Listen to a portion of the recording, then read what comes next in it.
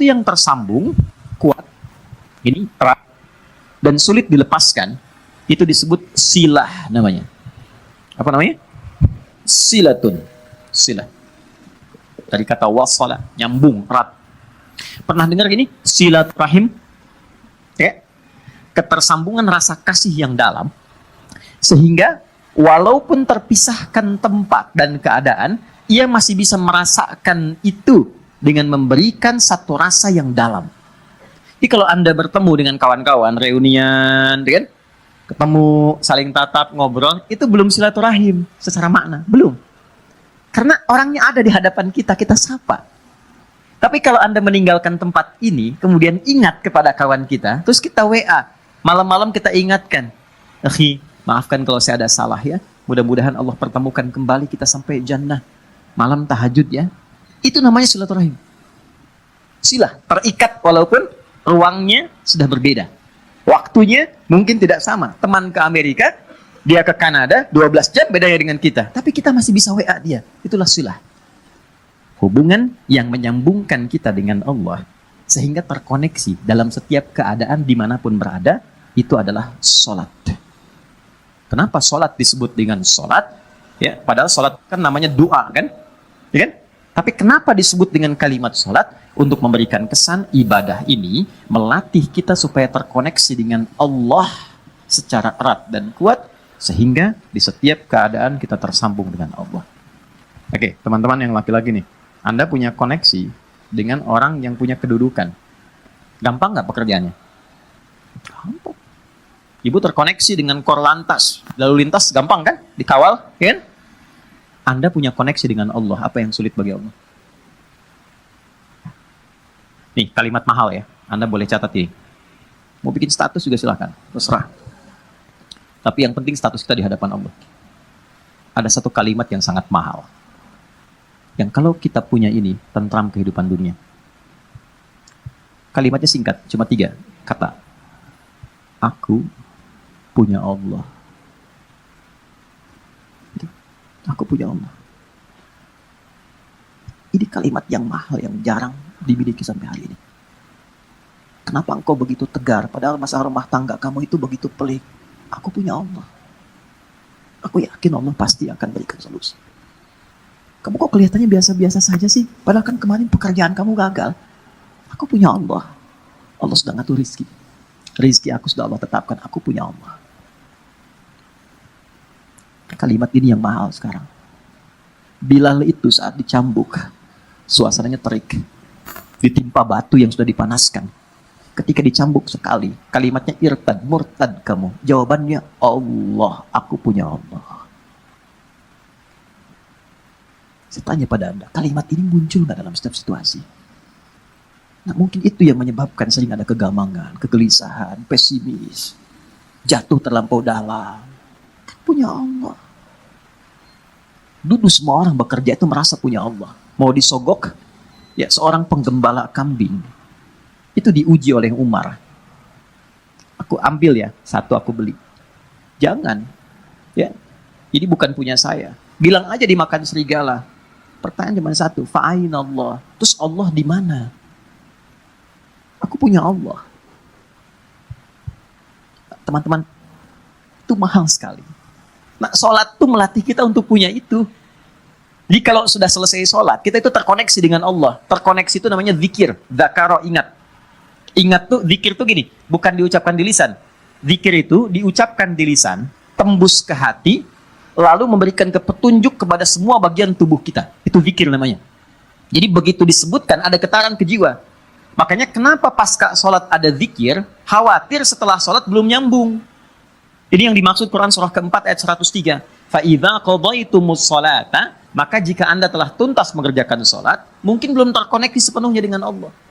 Fadhkurullaha, maka cepat koneksikan dirimu dengan Allah. Nih, kenapa istighfar didahulukan sebelum subhanallah? 1 juta. Serius? 5 juta. Umroh lah tawaran terakhir tuh. Ini serius umroh, bintang 5. Waktu habis, udah. Waktu habis. Salah sendiri kenapa maju. Cepat. Karena boleh jadi saat sholat itu fokusnya kepada yang lain. Tidak terkoneksi dengan Allah. Lisannya Allahu Akbar, tapi di pikirannya handphone Hu Akbar. Ya, status di Instagram belum diupdate Hu Akbar. Ya, jemuran belum diangkat Hu Akbar. Makanya baru takbir Allahu Akbar, handphone tulalit tenonet. Nah, bisa dijawab dulu, halo, saya sedang sholat nih. Nah, belum nyambung.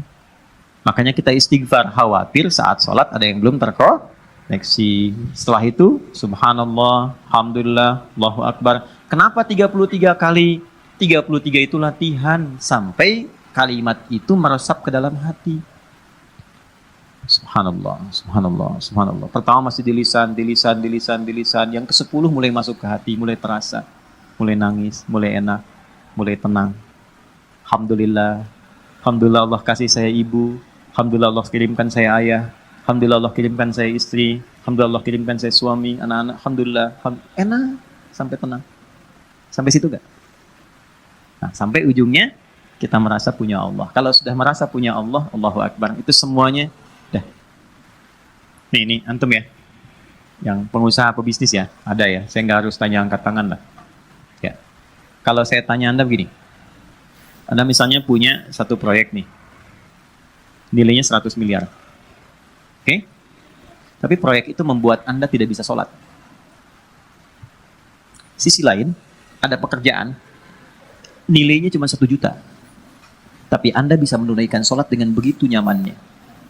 Anda pilih mana? Yang pertama atau yang kedua? Cuma 2 pilihan, Anda nggak boleh pilih yang ketiga. Saya sudah bisa merasakan getaran-getaran itu. Ya, jujur aja. Pertama atau kedua? Wah, yang benar. Buktinya ada orang sekarang hanya untuk jaga toko, dia rela meninggalkan Jumat. Hanya untuk jaga toko. Hanya untuk menjaga toko. Biasa. Syaratnya nggak sholat, dia mau. Padahal kalau ditanya siapa yang ngasih rezeki, dia jawab Allah. Itu kan ada yang salah gitu. Ada yang salah. Dilihat Abdurrahman bin Auf itu ditawari begini. Abdurrahman bin Auf itu kan orang kaya luar biasa sebelum masuk Islam. Tapi levelnya masih 1. Setelah masuk Islam di nomor 3. Yang tertinggi. Kan cuman begini tawarannya.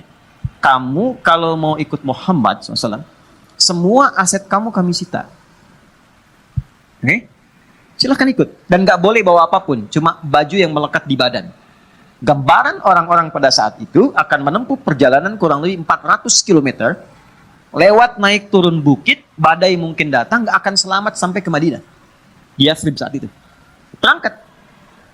Anda kalau di posisi Abdurrahman bin Auf, ditawarkan demikian. Tawaran keduanya, tinggalkan ajaran Muhammad, tinggal di Mekah, kami angkat Anda menjadi hartawan terhormat dengan proyek nomor 1 di wilayah ini.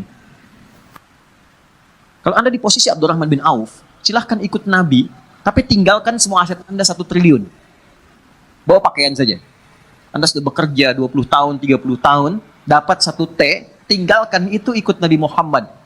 Yang belum tentu jelas di hadapan Anda kesuksesannya. Atau tinggal di kota Mekah, ambil hartawan terhormat nomor 1, semua proyek wilayah Bintaro Anda kuasai. Kalau Anda di posisi itu, Anda mau pilih mana? Nah, yang mau saya katakan, apa yang melatih seorang Abdurrahman bin Auf sehingga mengambil keputusan saya tetap ikut Nabi? Itu kan pertaruhan tinggi. Jadi iman itu teman-teman di atas segalanya. Punya Allah itu di atas segalanya. Jadi kalau orang kehilangan proyek, kehilangan job, tapi merasa punya Allah, itu nggak ada apa-apanya. Karena masih merasa punya Allah. Itu yang mahal. Jadi nggak bisa ditukar dengan masalah. Kalau Anda punya masalah seberat apapun, tapi Anda punya Allah, itu kecil. Ya, melatihnya nggak semudah yang diucapkan. Karena Abdurrahman bin Auf memilih untuk ikut, istrinya belum siap. Itu poinnya. Begitu diberikan pilihannya kepada istrinya memilih tinggal di Mekah. Tawarannya sederhana, Anda ikut seperti suami, berangkat dengan pakaian melekat, tinggal harta suami kami serahkan kepada Anda, dan silahkan pilih pria paling tampan di wilayah Mekah ini, kami fasilitasi pernikahannya. Ibu kalau di posisi itu, jangan lihat suami lah, sini aja. Kalau di posisi itu, ikut suami atau tinggal di Mekah? Kan pelan jawab kami. Kan? Kamu Anda yang nggak dilirik suami. Oke. Ternyata tinggal di Mekah. Ya, tapi karena keyakinan kuat dan merasa punya Allah, perhatikan, orang yang sudah mengkoneksikan dirinya dengan Allah dan punya Allah, maka Allah jawab. Ini yang dimaksud rumus Quran surah kedua di ayat 152. Fadhkuruni adzkurkum. Engkau terkoneksi denganku, menyebut namaku, selalu diartikan menyebut, padahal zikir. Engkau terkoneksi denganku, aku memperhatikan engkau. Jadi sebelum beliau berangkat, Allah sudah siapkan perangkat. Sebelum Abdurrahman bin Auf berangkat, Allah sudah siapkan perangkat di sekitar Madinah. Yang menyambutnya itu harus orang paling kaya di Madinah. Itulah hebatnya orang Madinah. Yang haus disambut oleh orang bawa minuman. Yang lapar disambut oleh orang bawa makanan. Orang yang menolong seseorang sesuai sifatnya disebut dengan ansor namanya. Oke? Jadi ada orang datang ke rumah ke RKM, Mas Dimas lapar nih, disambutnya oleh santi yang bawa makanan. Ya. Ada orang yang wajahnya kelihatan tuh murung, punya utang. Dan disambutnya oleh orang yang dari Lazis, gitu kan? Nah, itu ansor namanya. Maka disambutnya oleh orang yang paling kaya dan digerakkan hati untuk mengatakan kalimat ini. Akhil karim, sami'tu annaka kunta ghaniya atau kama qala. Saudaraku yang mulia, aku dengar engkau pernah kaya. Lihat secara psikologi ya. Lalu jatuh fakir. Dia menyimpulkan begini, kalau pernah kaya dan kemudian turun statusnya, berarti kan ada pengaruh gaya dalam hidupnya. Berubah. Saya sering kutip rumus gaya itu F1 sama dengan F2. Ya, gaya gerak sama dengan gaya dorong, kan? Pelan jadi pelan, kencang jadi kencang. Kalau naik mobilnya angkot, kan turunnya juga menunduk, terus sedekah kan. Kalau mobilnya lebih bagus kan langsung begini, kadang-kadang nggak bisa buka pintu ya. Ya kan? F1 sama dengan F2. Tapi kan ada hukum Pascal di dalamnya. F berbanding lurus dengan P. Gaya berbanding lurus dengan tekanan. Semakin banyak gaya, semakin tertekan hidupnya. Oke? Saat punya sesuatu, gayanya kebanyakan. Gayanya banyak. Begitu sesuatu itu hilang, gaya nggak tertahankan. Akhirnya flexing demi gaya. Maaf, ada inflasi gaya gitu. Ya. Berlebihan. Nah ini kan jadi tekanan. Nah dia menilai begitu. Dia nggak tahu kalau Abdurrahman bin Auf ini sudah dididik ya oleh Nabi, punya Allah. Ditawarkannya begini, saya dengar Anda pernah kaya. Kalau ingin kaya lagi, ambil setengah harta saya. Coba. Kalau Anda ingin, saya dengar Anda ditinggalkan keluarga dan istri. Kalau ingin menikah lagi, pilih perempuan paling cantik di Yathrib ini. Sekalipun bagian dari keluargaku, aku fasilitas pernikahannya. Gantian ya Bu. Kalau Anda di posisi itu, dan tidak harus lihat ke sana, apa yang Anda pilih? Diterima atau tidak ditolak sama sekali? Saya sudah tahu wajahnya, ini percuma saya tawari. Berat ya? Ya kan? Ketemu orang paling kaya itu kebunnya paling banyak, ya, macam-macam, untanya paling banyak, ya mungkin kurang lebih 5T lah asetnya, bagi 2,5T. Tawaran pertama, di kesempatan pertama, ditawarkan 2, dijawab 2. Au kama qala jazakallahu khaira, arini ainal aswaq. Terima kasih, semoga Allah berikan pahala atas tawaran kebaikan Anda. Cukup tunjukkan padaku di mana pusat bisnisnya. Tuh. Beliau bukan anti untuk dapat materi atau menolak kebaikan, bukan. Ingin menunjukkan saya punya Allah dan saya akan buktikan rasa memiliki saya dan rasa punya Allah itu melebihi atas apa yang Anda tawarkan. Cuma butuh waktu setahun sampai 2 tahun jadi orang paling kaya di kota Madinah itu.